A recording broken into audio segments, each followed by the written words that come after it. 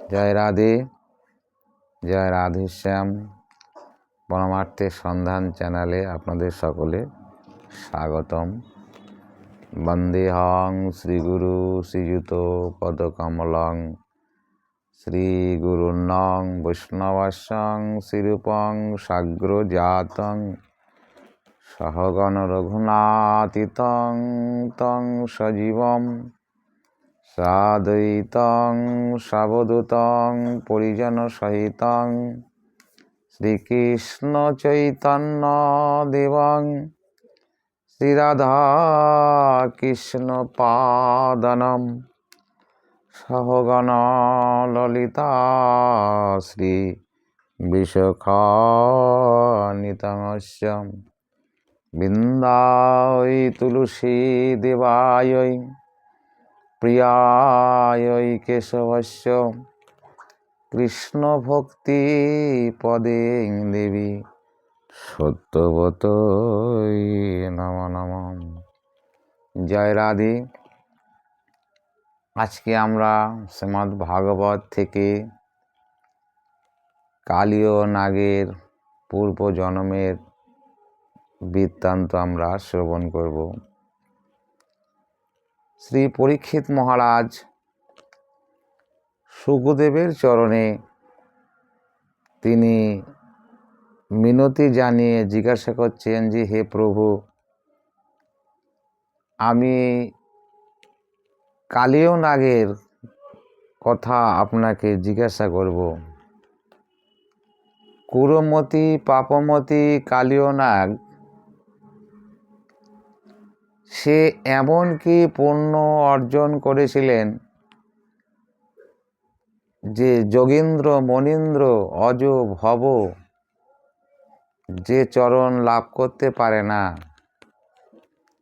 কুরমতি পাপমতি কালী ও নাগ তিনি কি করে শ্রী গোবিন্দের পাদ পদ্ম লাভ করলেন এবং শ্রী গোবিন্দের পদচিহ্ন তিনি মস্তকে ধারণ করলেন। শ্রীল শুকদেব গোস্বামীপাদ তিনি পরীক্ষিত মহারাজকে বলছেন, হে পরীক্ষিত, কালী ও নাগের এহ জন্মে কোনো পুণ্য বা কোনো সুকৃতি ছিল না। জন্মান্তে পূর্ব জন্মে কালী ও নাগের যে সুকৃতি ছিল, সেই সুকৃতির কথা আমি তোমাকে এখন বলবো। উশি নগরেতে ছিল বিষদর্প রাজা, কৃষ্ণ ভক্তি পরায়ণ মহাবল তেজা। ব্রাহ্মণ বৈষ্ণব সেবিতেন তিনি, একান্ত মনে ভজিতেন হরি। সেই বিষদর্প রাজা পরম কৃষ্ণ ভক্ত, একনিষ্ঠভাবে তিনি ভগবানের আরাধনা করতেন এবং সুখে তিনি পূজা পালন করতেন। তার গৃহে হরিনাম কীর্তনাদি এবং বৈষ্ণব সেবা নিরন্তর হতেন। শোনো পরীক্ষিত এক দৈবের ঘটন। অতঃপর যে ঘটনা ঘটিল তখন, সেই বিষদর্প রাজা তার রাজ্যের মধ্যে তার এক পুষ্পোদ্যান ছিল। যেই পুষ্পোদ্যান থেকে ফুল নিয়ে এসে তিনি শ্রী গোবিন্দের পাদ পদ্ম সেবা করতেন। একদিন তার শ্রী গোবিন্দ পূজার জন্য যারা ফুল তুলে নিয়ে আসতেন, তারা একদিন রাজার কাছে নিবেদন করলেন, হে মহারাজ, আমরা আর ফুল তুলতে যেতে পারবো না। কেন? আমার গোবিন্দের ফুল এবং গোবিন্দর পূজার ফুল তোমরা কেন তুলতে পারবে না? তখন সেই যারা শ্রী গোবিন্দের পূজার ফুল চয়ন করে নিয়ে আসতেন, তারা রাজামশাইকে বলছেন, রাজামশাই, পুষ্পোদ্যানের মধ্যে একজন বৈষ্ণব বাস করতেন, কিন্তু এখন তার শরীরে কুষ্ঠ ব্যাধি হয়েছে এবং কুষ্ঠ ব্যাধি হয়ে তার সর্বাঙ্গে ঘা হয়ে গেছে এবং তার থেকে অত্যন্ত দুর্গন্ধ বহির্গত হইতেছে। তাই আমরা সেই গন্ধের জন্যে আমরা ফুল চয়ন করতে যেতে পারছি না। রাজামশাই তিনি আগে পিছে না ভেবে, কোনো সঠিক মন্তব্য না করে তিনি হঠাৎই সেই যারা ফুল তুলে নিয়ে আসতো তাদেরকে বললেন যে তাকে নিয়ে গিয়ে অনতি দূরে পুষ্পোদ্যানের বাইরে নিয়ে গিয়ে রেখে আসো। রাজার আদেশ মতো সেই মালীরা তখন সেই বৈষ্ণবকে নিয়ে রাজপ্রাসাদের বাইরে একটা মাঠের মধ্যে একটা গাছের গোড়ায় রেখে আসলেন। যেই দিন সেই বৈষ্ণবকে গাছের গোড়ায় রেখে আসলেন, ঠিক তার 2 দিনের মাথায়, 2 দিন পরে সেই বিষধর রাজার শরীরে শূল ব্যাধি এসে গেল। সেই রাজার শরীরে শূল ব্যাধি, কুষ্ঠ ব্যাধি এসে গেল এবং দেখতে দেখতে সেই বৈষ্ণবের ন্যায় তার সর্ব অঙ্গে কুষ্ঠ ব্যাধি হয়ে গেল, অসহ্য যন্ত্রণা। এখন রাজা চিন্তা করছেন যে আমার শরীরে শূল ব্যাধি আসলো।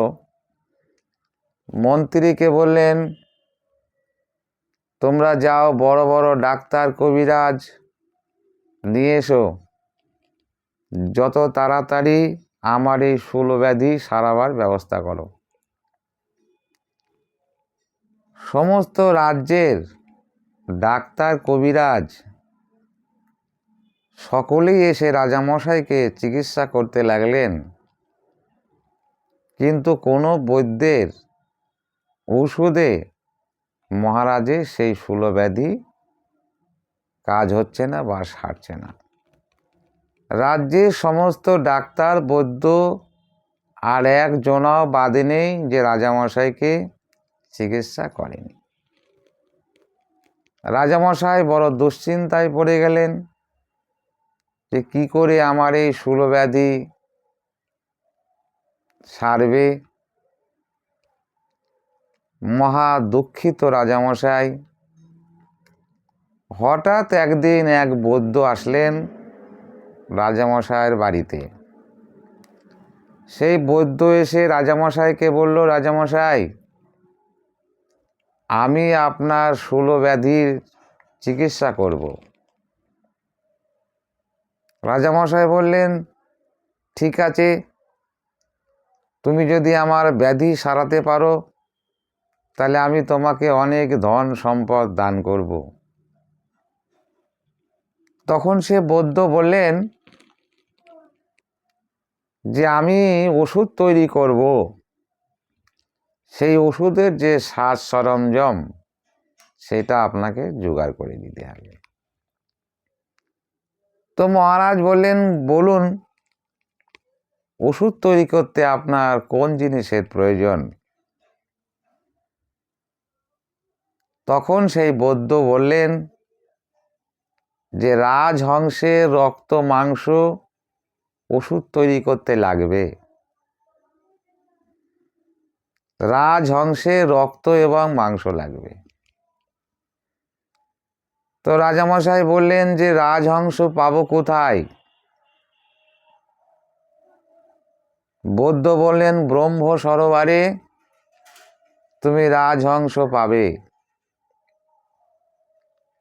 এই কথা বললেন বৌদ্ধ। আর রাজামশাই তার মন্ত্রীকে ডেকে বললেন, হে মন্ত্রী, ব্রহ্ম সরোবরে রাজহংস আছে, তুমি সেই রাজহংস ধরে আনার জন্যে লোক পাঠাও। মন্ত্রী মশাই ব্যাধের দলকে খবর দিলেন, হে বেদগণ, রাজামশাই রাজহংস চায়, রাজহংসের রক্ত মাংস চাই। যদি তোমরা ব্রহ্ম সরোবর থেকে রাজহংসের রক্ত মাংস এনে দিতে পারো, বহু ধন সম্পদ রাজামশাই তোমাদেরকে দান করবেন। তখন সেই ব্যাধের দল জালদরা নিয়ে ব্রহ্ম সরোবরের কোলে গিয়ে উপস্থিত হলেন। দেখছেন সে রাজহংস আছে দুটি, একটা হংস একটা হংসী। তারা কুলে নেই, ব্রহ্ম সরোবরের মাঝখানে তারা দুজন বসে আছে। সেখানে গিয়ে ধরা সম্ভব নয়। ব্যাধের দল তখন কি করলেন? ড্যাঙাতে খাবার দিলেন এবং তাদের ধরার জন্যে জাল পাতলেন, যে খাবারের লোভে এসে যদি এই জালের মধ্যে আসে তখন রাজহংস ধরা পড়ে যাবে। যেভাবে ব্যাধেরা তারা পাখি শিকার করে থাকে সেই পদ্ধতি তারা নিলেন। একদিন যায়, 2 দিন যায়, 3 দিন যায়, রাজহংস হংসী তারা খাবার খেতে আসে না। ব্যাধেরা চিন্তা করছেন কি ব্যাপার, এই মৎস্য দেওয়ার সঙ্গে সঙ্গে পাখিরা এসে খাবার খায় আর আমরা ধরে ফেলি, কিন্তু এই রাজহংস কেন এই খাবার খেতে আসছেন না? নিশ্চয়ই কোনো কারণ আছে। ব্যাধের যিনি সর্দার তিনি চিন্তা করলেন যে স্থানীয় যারা বসতি তাদের কাছে জিজ্ঞাসা করতে হবে এই হংসের বৃত্তান্ত। স্থানীয় মানুষের কাছে জিজ্ঞাসা করছেন, এই যে ভাই, এই ব্রহ্ম সরোবরে দুটো হংস আছে, আমরা মাছ দিয়েছি খাওয়ার জন্যে, খাচ্ছে না কেন? তো স্থানীয় বাসিন্দারা বললেন যে এই হংস তারা নিরামিষ ভোজী, আমিষ দ্রব্য তারা গ্রহণ করেন না। তোমরা মাছ দিয়েছ খেতে, মাছ তারা খায় না। তারা নিরামিষ আহার করে এবং তারা বৈষ্ণবের হাতে ছাড়া অন্য কারো হাতে সেবা গ্রহণ করে না। অবৈষ্ণবের হাতে তারা সেবা গ্রহণ করে না। বৈষ্ণব যদি দেয় এবং নিরামিষ আহার যদি দেয় তবে তারা সেই খাবার খায়। জিজ্ঞাসা করলেন তারা কি খায়? তখন তারা বললেন যে হংস হংসী পদ্মের মৃণাল খায়। সর্দার এসে বললেন, চলো চড়িপাটি গুছাও, নতুনভাবে প্রস্তুতি নিতে হবে। তখন তারা জাল দ্বারা গুটিয়ে সেখান থেকে চলে গেলেন এবং তার পরের দিন কি করলেন? ছলের আশ্রয় নিলেন। কেমন ছলের আশ্রয় নিলেন? কপট বৈষ্ণব সাজলেন, বৈষ্ণবের পোশাক পরিধান করলেন, নকল বৈষ্ণব সেজে অন্তরে কপটতা নিয়ে তারা সেই পুনরায় ব্রহ্ম সরোবরের তীরে গিয়ে পৌঁছালেন। তিলক পরেছে, বৈষ্ণবের পোশাক পরিধান করেছে, করে এবার ব্রহ্ম সরোবরের কূলে গিয়েছে। পদ্মের মৃণাল খাবার দিয়েছে, দিয়ে বসে আছে। খাবার দিয়ে ডাকছে, এসো হংস, এসো খাবার খেয়ে যাও, তোমাদের জন্য খাবার নিয়ে এসছি। হংস তখন যাচ্ছে সেই বৈষ্ণবের ডাকে। হংসী বলছে, প্রাণনাথ যাচ্ছ কোথায়? বলে, দেখছো না বৈষ্ণবে ডাকছে। হংসী বলছে, তুমি চিনতে পারছো না, ওরা তো বৈষ্ণব নয়, ওরা কপট বৈষ্ণব। সেই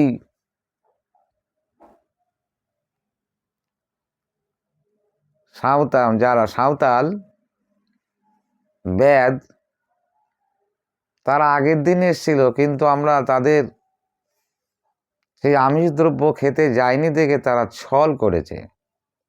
কপট বৈষ্ণব সেজে এসছে আমাদেরকে ধরবার জন্যে। হংস তখন বলছেন, যদিও তারা কপট, তবুও বেশ তো ধরেছে বৈষ্ণবের।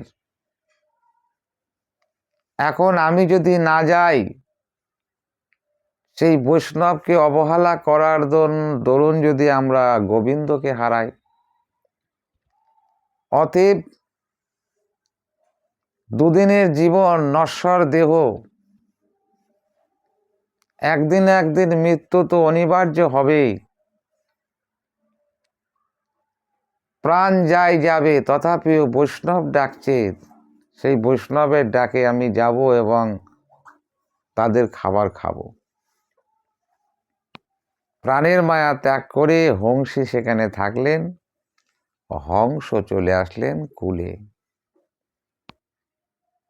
এসে পদ্মের মৃণাল যেই খেতে গেল, সঙ্গে সঙ্গে সেই ব্যাধেরা তাকে খপ করে ধরে ফেলল। ধরে তখন তারা অস্ত্র বের করেছে, তাকে কাটবে।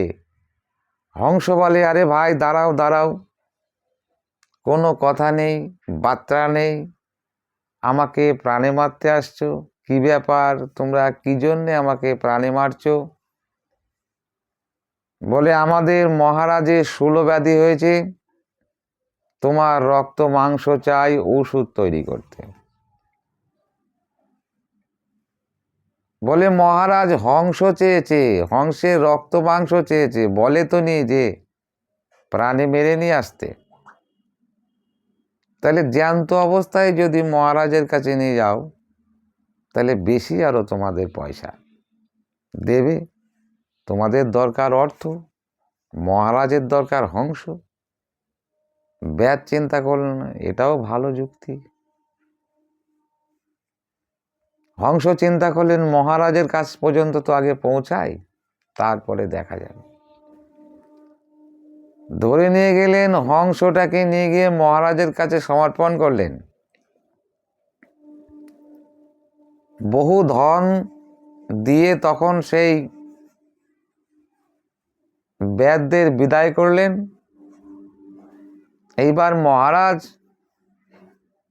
সেই হংসটাকে হত্যা করার জন্য যখন যাচ্ছে, তখন হংস বলছে, শোনো মহারাজ, তুমি যদি আমাকে হত্যা করে রক্ত মাংস নেও, তবুও তোমার শূল ব্যাধি সারবে না। আমি যেটা বলবো, আমার উপদেশ তুমি যদি শ্রবণ করো বা শোনো বা মানো, তাইলে তোমার শূল ব্যাধি সেরে যাবে।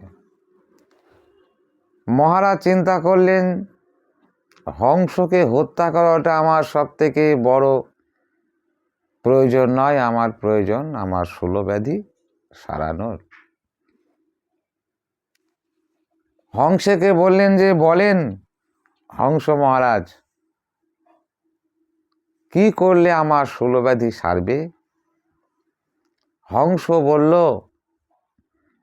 বৈষ্ণবেরও পাদোদ্দক, বৈষ্ণবের চরণধৌত জল যদি তুমি পান করতে পারো তাহলে তোমার শূলব্যাধি সেরে যাবে। বৈষ্ণব কোথায় পাবো? বলে গ্রামান্তরে খুঁজে দেখো, বৈষ্ণব অবশ্যই মিলবে। আর আমি তো পালিয়ে যাচ্ছি না, আমি এখানেই আছি। যদি আমার কথা সত্য নয় তখন আমাকে বধ করবে, হত্যা করবে। মন্ত্রীকে বলল বৈষ্ণবের পাদোদ্দক নিয়ে আসো। লোকজন পাঠিয়ে দিলেন, কোথাও বৈষ্ণব খুঁজে পেলেন না। একজন এসে বলল, মহারাজ কোথাও বৈষ্ণব নেই, একজন বৈষ্ণব আছে। কে না, যাকে আমরা পুষ্পোদ্যান থেকে বের করে নিয়ে গিয়ে মাঠের মধ্যে গাছের তলায় রেখেছিলাম, সেই কুষ্ঠ ব্যাধি যুক্ত বৈষ্ণব সেই আছে। মহারাজ বলল, অগত্যার কি হবে, তারই চরণ ধুয়ে নিয়ে আসো। রাজার লোকেরা সেই বৈষ্ণবের কাছে গিয়ে বলছে, হে বৈষ্ণব, তোমার চরণ ধুয়ে আমরা জল নেব, তোমার চরণ ধৌত জল দাও। সে বৈষ্ণব বলছে, আমার চরণই নেই, তার ধুয়ে জল কি দেব? পোকাতে আমার চরণ অর্ধেক খেয়ে নিয়েছে। বলে তাই দাও। তো রাজার লোকেরা তখন জোরপূর্বক সেই কুষ্ঠ ব্যাধিযুক্ত বৈষ্ণবের চরণ ধুয়ে জল নিয়ে আসলেন, নিয়ে এসে মহারাজের হাতে সমর্পণ করলেন। মহারাজ দেখছে যে বৈষ্ণবের চরণ ধৌত করে জল নিয়ে এসে তার মধ্যে রক্ত, মাংস, পুঁজ এবং কীট পোকা ভাসছে। মনে মনে ভাবছে, এই পুঁজ রক্ত মাখা কীটযুক্ত এই চরণ জল কি গ্রহণ করা যায়, খাওয়া যায়? ঘেন্না হচ্ছে। হংস বুঝতে পারলেন যে রাজা এটা খেতে পারবে না, কারণ ঘেন্না পাচ্ছে। রাজার উপকারার্থে হংস বলল, দাও আগে, আমাকে একটু দাও, আমি অর্ধেকটা খাই। বৈষ্ণবের চরণামৃত। হংস অর্ধেকটা সেবা করলেন, তারপরে মহারাজকে দিলেন। মহারাজ হাতে নিয়ে চিন্তা করছে, কি করে আমি এই রক্ত মাংস কীটযুক্ত জল পান করব। হংসকে বলছে, হে হংস মহারাজ, আমি একা না খেয়ে যদি আমি অন্তঃপুরে গিয়ে রানীর সঙ্গে দুজন খাই, বলি অতি উত্তম, যাও। অন্তঃপুরে গেলেন এবং রানীকে ডাকলেন, হে রানী, আমি তো মহা বিপদে পড়ে গেছি। কি হয়েছে? বলে, আমার শূল ব্যাধি সারানোর জন্যে এই বৈষ্ণবের পাদোদ্দক হংস আনতে বললেন, কিন্তু রক্ত, পুঁজ, কীটযুক্ত এই বৈষ্ণবের চরণ ধৌত জল আমি কি করব, কি করে খাবো? তুমি আমাকে সিদ্ধান্ত দাও। রানী ছিলেন অত্যন্ত বুদ্ধিমান। রানী জানে যে অন্যায় কাজের যদি সঙ্গ দেওয়া হয়, সেই অন্যায়ের অর্ধেক পাপের ভাগ আমার ঘাড়ে আসবে। বৈষ্ণবের চরণ ধৌত জল যদি পান না করে, বৈষ্ণব অপরাধ হবে। আপন কর্ম ভঞ্জায়ে সমন, যার যার কর্ম সে সেই ভঞ্জাবে। আমি অপরাধী সঙ্গ দেব না, কারণ এই জগতে কেহ কারো নয়। রাজামশাইয়ের মতো রাজামশাই চলে যাবে, আমার মতো আমি চলে যাব। রাজামশাইয়ের কর্ম রাজামশাই ভোগ করবে, আমার কর্ম আমি ভোগ করব। অতএব ধর্ম হচ্ছে নিরপেক্ষ, বিচার করিয়া মনে ভক্তিরাস আস্বাদনে, মধ্যস্থ শ্রী ভাগবত পুরাণ। অতএব ধর্ম সত্য, আমি ধর্মের পথেই চলব। তখন তিনি এড়িয়ে গেলেন, তার স্বামীকে বললেন, হে স্বামী, তুমি যেটা ভালো মনে করো সেটা করো, আমি খেতেও বলবো না, আবার খেতে নিষেধও করবো না।